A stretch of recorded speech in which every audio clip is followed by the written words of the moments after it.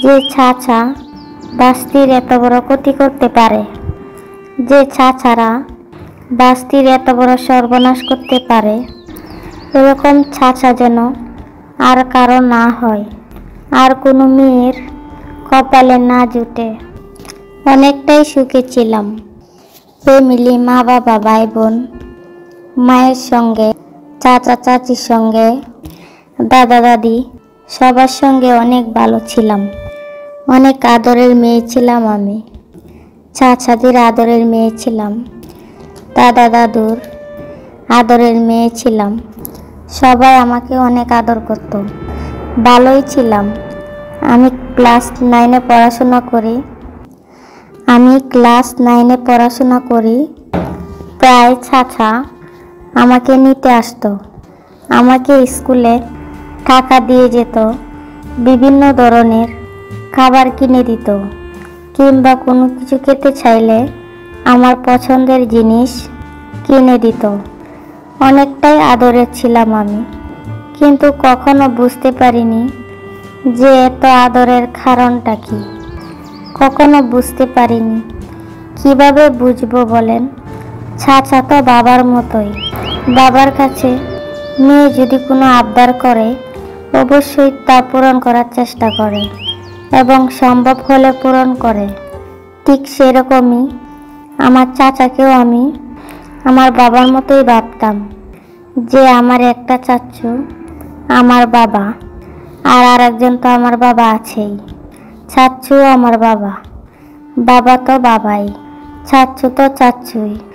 বাবা তো আর চাচার মতো হয় না, আর চাচু বাবার মতো হয় না।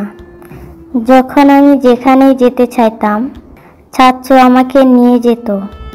যেটা খেতে চাইতাম, চাচুকে বলতাম যে চাচু আমি এটা খাবো।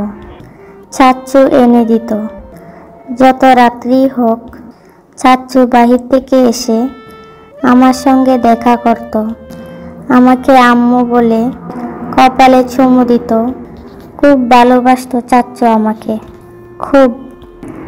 অনেকটাই সুখে ছিলাম আমি। কিন্তু এমন এক দিন আসে, এমন এক পরিস্থিতি আসে, যার কারণে চাচু হয় আমার পথের কাঁটা এবং শত্রু। কি কারণ জানেন? একদিন আমি চাচুকে বলি, চাচু আমার না ভালো লাগতেছে না জানো, আমার না দূরে কোথাও ঘুরতে ইচ্ছা হচ্ছে, তুমি নিয়ে যাবা আমাকে?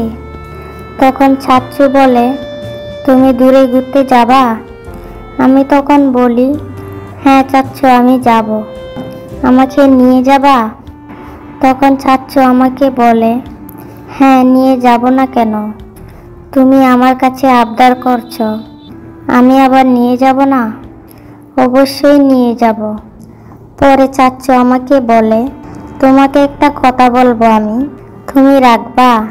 চাচুকে বলি, কি চাচু, কি বলবা বলো। চাচু আমাকে বলে, আচ্ছা পরে বলমুনে, পরে কোনো এক সময়। এভাবেই একদিন আমরা ঘুরতে যাই। আম্মু আব্বু সবার কাছ থেকে বিদায় নিয়ে 3 দিনের জন্য অনেক দূরে ঘুরতে যাই। কেন? অনেক আদরে ছিলাম তো। বাবা মা তখন বলে, আচ্ছা ঠিক আছে, যেখানেই যাও সাবধানে যেও, সাবধানে থেকো। আর চাচুকেও তখন বলে, তোমার ভাতিজিকে একটু সাবধানে রেখো, অত দুষ্টামি একটু বেশি করে, তুমি তাকে চোখে চোখে রাখো। তখন চাচু বলে, তুমি চিন্তা করো না ভাবি, আমি ওকে সাবধানেই রাখবো। এরপর 3 দিনের জন্য আমরা ঘুরতে চলে যাই রাঙ্গামাটিতে। সেখানে চাচু আমার সাথে যা করলো, আমি কখনোই ভাবতে পারিনি যে এটা আমার চাচু নাকি অন্য কেউ। না জানি কোনো হিংস্র বাঘের মুখে পড়ছি, এরকম মনে হয়েছিল আমার। ঘোরা শেষে, সারাদিন ঘোরার পর বিকেলবেলা চাচুকে বললাম, আমরা কোথায় ঘুমাবো? তুমি চিন্তা করো না মামুনি, আমরা হোটেলে ঘুমাবো।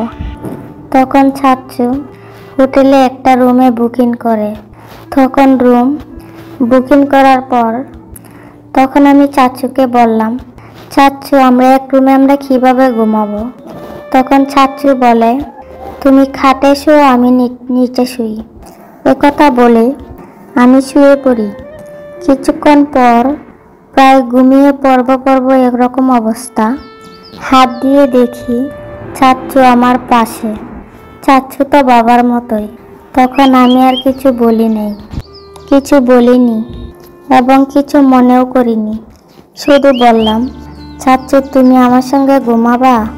চাচু বলে, হ্যাঁ আম্মু, আমি তোমার সঙ্গেই ঘুমাবো। আমি তখন বললাম, আচ্ছা ঠিক আছে, আমরা আজকে একসঙ্গেই ঘুমাবো। এই কথা বলে রাত 2টা 2:30টার দিকে চাচু আমার গায়ে হাত দেয়। গায়ে হাত দেওয়া মাত্রই আমার ঘুম ভেঙে যায়। তখন আমি চাচুকে বলি, চাচু তুমি কি করতেছ? চাচু আমাকে বলে, একটা পোকা পড়ছিল তো তাই, তুমি ঘুমাও। আমি বললাম, আচ্ছা ঠিক আছে, তুমিও ঘুমাও। একথা বলে সেদিন রাতে আর কিছু হলো না। চাচু একটু ভয় পেয়ে গেছিল মনে হয়, এজন্যই আর কিছু বলল না, ঘুমিয়ে পড়ল। পরের দিন সারাদিন অনেক মজা করলাম, আনন্দ করলাম। আম্মুর সঙ্গে কথা বললাম, আব্বুর সঙ্গে কথা বললাম, ছোট ভাইয়ের সঙ্গে, ফ্যামিলির সবার সঙ্গে কথা বললাম। কিন্তু রাতের বেলা কখনো ভাবিনি সারাদিনে তো হেসে খেলে দিনটা যাবে। কিন্তু এই রাতটা এমনই একটা রাত, মনে হয় কোনো হিংস্র বাঘের মুখে কোনো হরিণ বা যে কোনো প্রাণী পড়ছে ক্ষুধার্ত বাঘের সামনে, যাকে ছিঁড়ে ছিঁড়ে খায়। তেমনি ক্ষুধার্ত একটা বাঘ, সেরকমটাই ছিলাম আমি চাচুর খাবার। চাচু সেদিন যেটা করলো, রাতে খাওয়া দাওয়া করার পর যখন ঘুমাতে যাব, চাচু একটা ড্রেস এনে বলে, তুমি আজকে এটা পরে ঘুমাও। পরে বললাম, আচ্ছা ঠিক আছে। পরে এটা আমি পরলাম, পরে শুয়েছি। শোয়ার কিছুক্ষণ পর চাচু আমাকে বলল, আজকে তোমাকে একটা কথা বলবো, তুমি রাখবা বলো? আমি বললাম, হ্যাঁ চাচু, তুমি বলবে আর আমি রাখবো না? বলো কি কথা? তুমি কোনোদিন কাউকে বলবে না তো? আমি বললাম, আচ্ছা বলবো না। বলো কি কথা বলবে? তুমি এরকম কথা বলতে পারো চাচু? আমি কাউকে বলবো না, আম্মুকেও বলবো না, আব্বুকেও বলবো না। চাচু বলে, আচ্ছা ঠিক আছে, তুমি দেখো আমি কি করি। পরে আমার সঙ্গে যা করলো, আমি চাচুকে বললাম, চাচু তুমি এটা আমার সঙ্গে করো না, তুমি তো আমার চাচু, আমি তো তোমার মেয়ের মতো, তুমি আমার সঙ্গে এমনটা কেন করতেছে চাচু? চাচু আমাকে বলে, একদম কোনো কথা বলবা না, কথা বললে একদম মেরে ফেলবো তোকে। আর তুই যদি বাইরের কাউকে এগুলো বলিস তাহলে তোর খবর আছে। তখন আমি অনেক ভয় পাই এবং আমার অনেক কষ্ট হয়। সেদিন মনে হয়েছিল আমি মনে হয় আর কখনোই বাবা মার মুখটা দেখতে পারবো না, এমনটি মনে হয়েছিল। আমি মনে হয় আর বাঁচবই না। আমার পুরো পৃথিবীটা অন্ধকার হয়ে আসছিল। কিন্তু ক্ষুধা থালা আমার মরণ লেখেনি। আসলেও কি জানেন, মানুষ যখন কষ্টে থাকে তখন কেউ মরে না, ক্ষুধা থালা তখন তাকে নেয় না। সেরকমই আমার পরিস্থিতি হয়েছিল।